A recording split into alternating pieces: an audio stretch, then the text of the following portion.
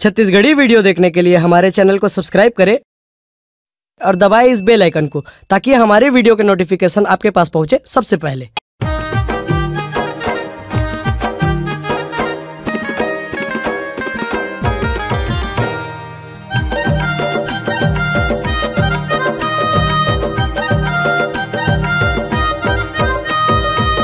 पढ़ले बनोलिया नारद के आवो इमली के पढ़ले बनोलिया नारद के आवो इमली के मोरे छोटे छोटे भाई और छोटे बहिनी एला पढ़ाओगा एला लिखाओ जी मजा आही रे पढ़ने के बाद। एला पढ़ाओगा एला लिखाओ जी मजा आही रे पढ़ने के बाद।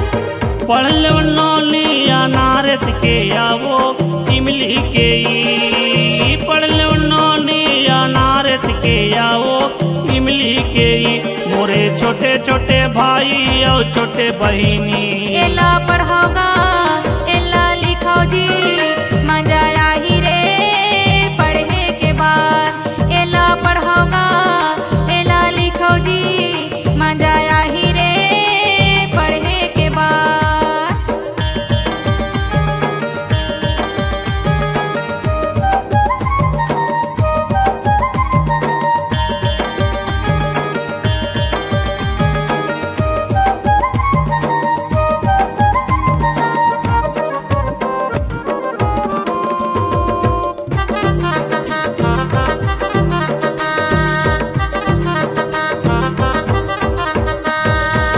पढ़ले बनोली तुमन बनिहा साहेब वो बनिहा साहेब। पढ़ले बनोली तुमन बनिहा साहेब वो बनिहा साहेब। तुमन नहीं पढ़िहा नोनी तुमन नहीं पढ़िहा नोनी जा बिहन हेला खेत। एला पढ़ाओगा एला लिखाओ जी मजा आही रे पढ़ने के बाद। एला पढ़ाओगा एला लिखाओ जी मजा आही रे पढ़ने के बाद।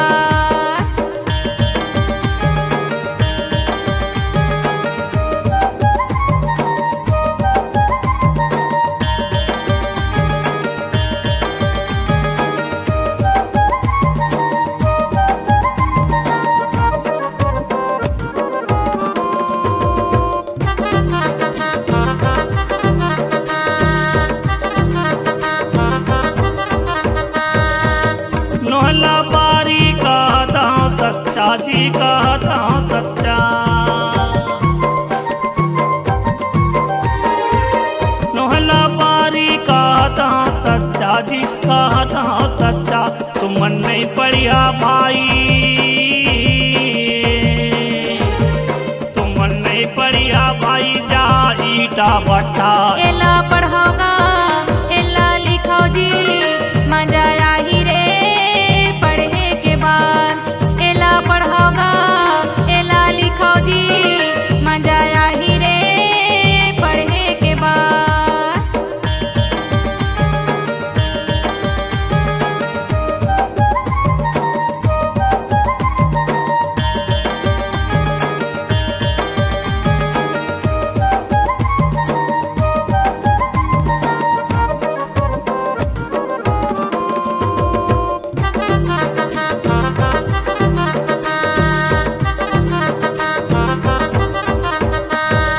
पढ़े लिखे जिंदगी होते बुझियारगा होते बुझिया।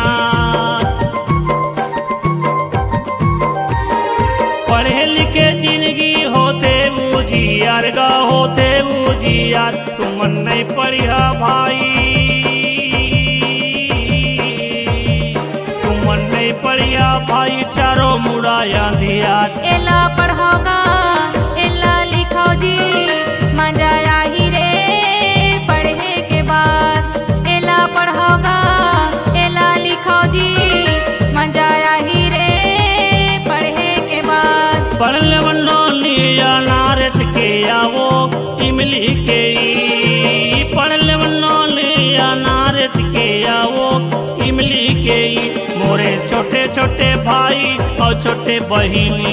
एला पढ़ोगा एला लिखाओ जी मजा आही रे पढ़े के बाद। एला पढ़ोगा एला लिखाओ जी मजा आही रे पढ़े के बाद। मजा आही रे पढ़े के बाद। मजा आही रे पढ़े के बाद। मजा आही रे पढ़े के बाद। मजा आही रे पढ़े के बाद। मजा आही रे पढ़े के बाद। अगर आप अपनी आवाज को एक नया आयाम देना चाहते हैं तो चले आइए मल्टी ट्रैक डिजिटल रिकॉर्डिंग के लिए संपर्क करें HK म्यूजिक कंपनी, कोटा डबरी, चांपा, छत्तीसगढ़। मोबाइल नंबर है 9329238487 और 8085380339।